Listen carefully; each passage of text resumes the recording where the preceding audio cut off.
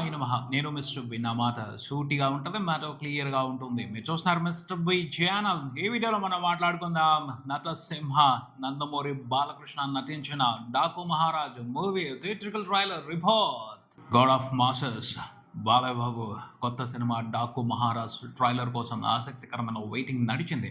ఆ వెయిటింగ్‌కి ఎండ్ పెట్టేస్తూ సినిమా ట్రైలర్‌ని బయటికి తీసుకొచ్చారు. ట్రైలర్‌కి సంబంధించిన లాంచ్ ఈవెంట్ అమెరికాలో ఘనంగా జరిగింది, బ్రహ్మాండంగా జరిగింది. డల్లాస్‌లో ఆ ఈవెంట్‌కి తండోపతండాలుగా వచ్చారు తెలుగు వాళ్ళు. అమెరికాలో ఉన్న తెలుగు వాళ్ళు బాలయ్య బాబుని చూడటానికి, 'డాకు మహారాజ్' సినిమాకి సపోర్ట్ తెలియజేయడానికి. అనుమానమే లేదు, ఇకపైన స్టార్ హీరోలందరూ అమెరికాలో కూడా ప్రీ రిలీజ్ ఈవెంట్లు చేస్తారు. ఎందుకంటే రెస్పాన్స్ అంత బ్రహ్మాండంగా ఉంది. అలాంటి రెస్పాన్స్ చూసిన తర్వాత ఏ స్టార్ హీరో కూడా ఆగడు. వాళ్ళ సినిమాని అమెరికాలో ప్రమోట్ చేసుకోవడం కోసం ఆసక్తి చూపిస్తారు. దానికి తగ్గట్టు ఏర్పాట్లు చేసుకుంటారు. ఎందుకంటే అమెరికా నుంచి రెవెన్యూ కూడా తక్కువేమి రావట్లేదు, అద్భుతంగా వస్తుంది. సినిమా బడ్జెట్ అక్కడ రికవరీ అయిపోతుంది. ఆ రేంజ్‌లో కలెక్షన్స్ ఇస్తున్నారు అమెరికాలో ఉన్న తెలుగు వాళ్ళు. సో, అమెరికా మార్కెట్ మీద ఫోకస్ చేయడం తప్పే కాదు. అక్కడ ఈవెంట్లు చేయాలి. ఇంకా బాగా సినిమా మార్కెట్‌ని పెంచుకోవాలి. బాలయ్య బాబు ఈవెంట్‌లో చూస్తే తెలుగుదేశం పార్టీ జెండాలు కనిపించాయి. అభిమానం, అది కూడా అభిమానమే. అందులో అనుమానమే లేదు. ఆ అభిమానాన్ని కూడా అందరూ ప్రత్యేకమైన దృష్టితోనే చూస్తున్నారు అని చెప్పొచ్చు. ఇక ట్రైలర్ లెక్కలోకి వచ్చేస్తాం. ట్రైలర్ బావుంది.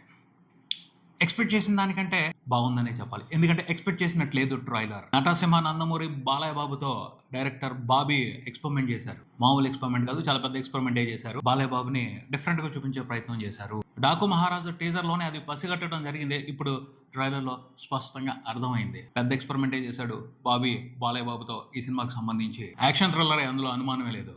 కాకపోతే డిఫరెంట్‌గా ప్రెజెంట్ చేశాడు బాలయ్య బాబుని. బాలయ్య బాబుని ఇలా ప్రెజెంట్ చేస్తే ఆడియన్స్ ఎంతవరకు యాక్సెప్ట్ చేస్తారు అనేది ఒక క్వెషన్ మార్కే. తొందరగా ఇలాంటి సాహసం ఎవరు చేయరు. కానీ బాబీ తీసుకున్నాడు, డేరింగ్ స్టెప్ తీసుకున్నాడు. అందుకు అతన్ని అప్రిషియేట్ చేయాలి. తన డేరింగ్‌కి తగ్గట్టు సినిమా బాగా ఆడాలని కూడా నేనైతే మనస్ఫూర్తిగా బలంగా కోరుకుంటున్నాను. బేసిక్‌గా ఆ ఎక్స్‌పెరిమెంట్ ఏమిటి అంటే, బాలయ్య బాబుకి అసలు ట్రైలర్‌లో డైలాగులే లేవు. టీజర్‌లో కూడా డైలాగులు పెట్టలా, లైట్‌గా పెట్టాడు అంతే. ఇక్కడ కూడా 2 డైలాగులు. 2 సార్లు పేరు చెప్పాడు. ఒకసారేమో నానాజీ అని చెప్పాడు, ఇంకోసారేమో మైకేల్ జాక్సన్ అని చెప్పాడు. మైకేల్ జాక్సన్ అని చెప్పడం ట్రైలర్ ఎండ్‌లో ఓ మంచి కిక్ ఇచ్చిందని చెప్పొచ్చు. సినిమాలో కూడా ఎన్ని డైలాగులు పెట్టాడో ఏంటో. బాలయ్య బాబు సినిమా అంటే ఖచ్చితంగా బలమైన డైలాగులు కోరుకుంటారు.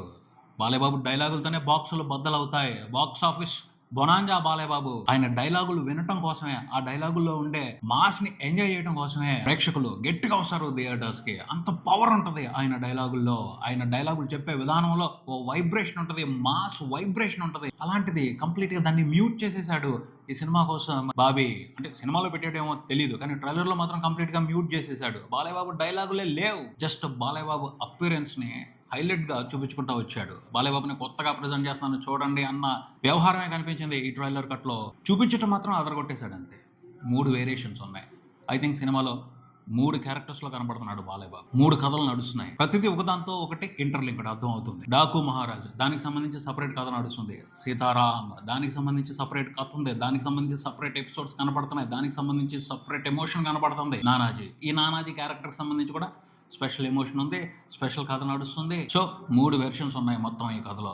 అవన్నీ ఒకదాంతో ఒకటి ఎలా ఇంటర్లింక్డ్ సినిమాలో చూసి తెలుసుకోవాల్సిందే. కాకపోతే ప్రతి వెర్షన్ లోనూ యాక్షన్ ఎపిసోడ్స్ టెరిఫిక్ ఉన్నాయి. ఒక్కో వెర్షన్ లో ఒక్కొక్క విలన్ ఉన్నాడు. వీళ్ళందరూ ఒకళ్ళతో ఒకళ్ళు ఎలా కనెక్టెడ్, వీళ్ళందరి తాట బాలయ్య బాబు ఎలా తీస్తాడు స్టెప్ బై స్టెప్.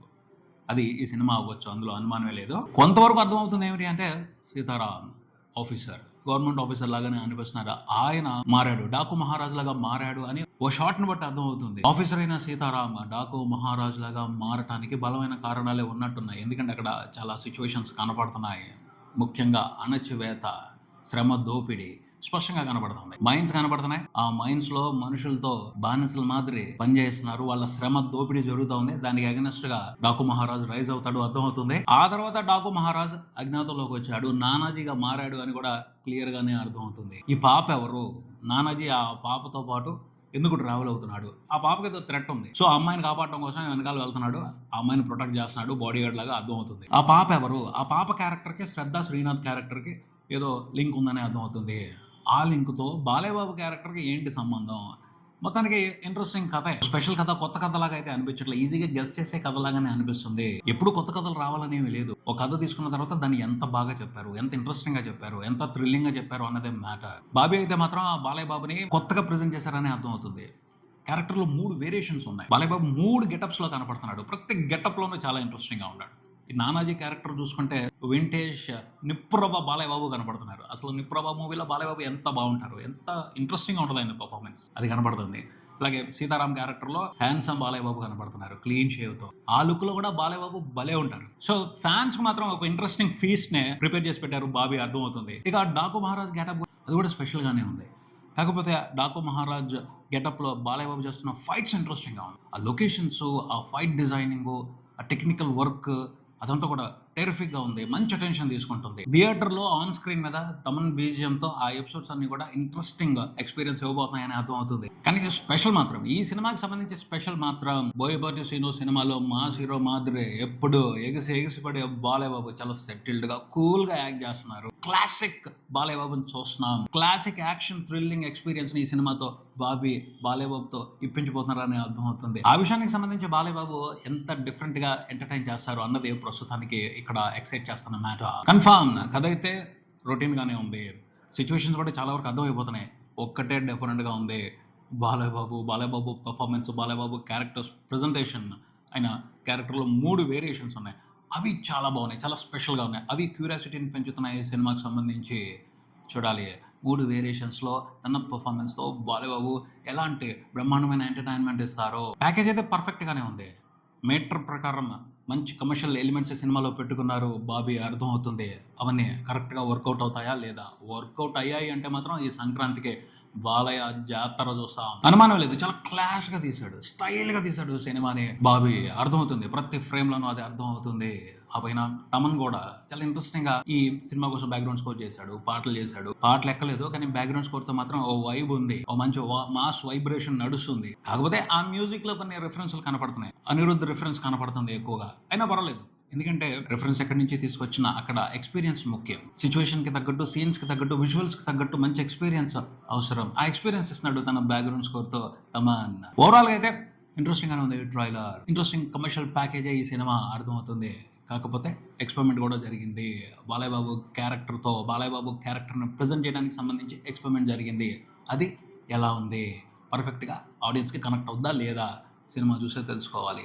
జనవరి 12న సంక్రాంతి పండుగ సందర్భాన్ని పురస్కరించుకుని 'డాకు మహారాజ్' తెలుగు ప్రేక్షకుల్ని ఎంటర్‌టైన్ చేయడానికి థియేటర్స్‌కి వచ్చేస్తున్నాడు.